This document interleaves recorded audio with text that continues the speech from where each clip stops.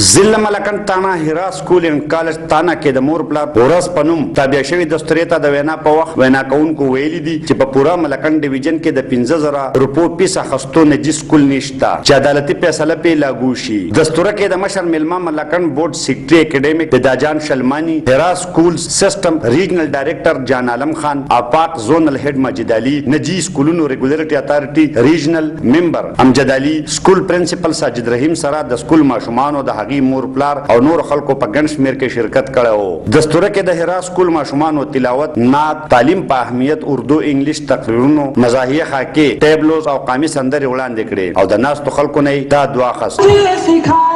कितनी मोहब्बतों से पहला सबक पढ़ाया, मैं कुछ न जानता था सब कुछ मुझे सिखाया, अनपढ़ था और जाहिल काबिल मुझे बनाया, दुनिया के इल्म दानिश का रास्ता दिखाया.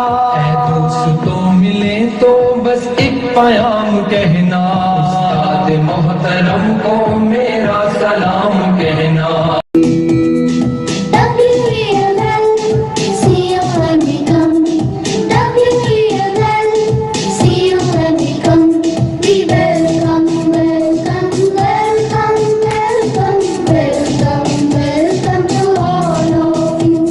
دستوري ته د وینا په وخت مشر ملما پیداجان شلمانی، امجد علي، جهان عالم خان، ماجد خان او نورو د تعلیم، علم، نصابي سره هم نصابي سرګرمو په اهمیت رڼا واچوله او په دې سلسله کې د هرا سکول د تانې سره د نجی سکولونو هرا سکول ایجوکیشن فاونډیشن آپاک د کردار ستاینه وکړه. وینا کوونکو زیاته کړه چې نجی سکولونه د معیاري تعلیم په پرمختګ کې اهم کردار ادا کوي. دی ویل چې ماشوم، مور پلار او استاد د حصول تعلیم تکون دی چې په دې دریو واړو کې یو هم خپل ذمہ داری پوره نه کی نو معیاري تعلیمي پرمختګ کې مخ په وړاندې تلل ګران دي. وینا کوونکو زیاته کړه چې د ماشومانو لږ وخت په سکول او زیات په کوري په دې وجه د دې په کردار سازي کې د مور پلار ذمہ داري زیاتیږي. وینا کوونکو د استاد ته احترام، ادب، تربیت سره د تعلیم د حصول مقصد صرف ډیګري نه، فلاحي اصلاحي معاشره د جوړښت د پاره انسانیت په تربیت زور ورکو. دستور کې مشر ملما پیداجان، هرا ریجنل ډایریکټر جان عالم خان، آپاک زونل هډ ماجد علي، آکسفورد انګلیش اکیډمي ډایریکټر امجد علي او نورو د هرا سکول سیستم تانه څنګه د دویم کلاس نه تر لسم پورې په خپل کلاس کې اول، دویم، دریم او څلورم پوزیشن اخستونکو هلکانو ته میډل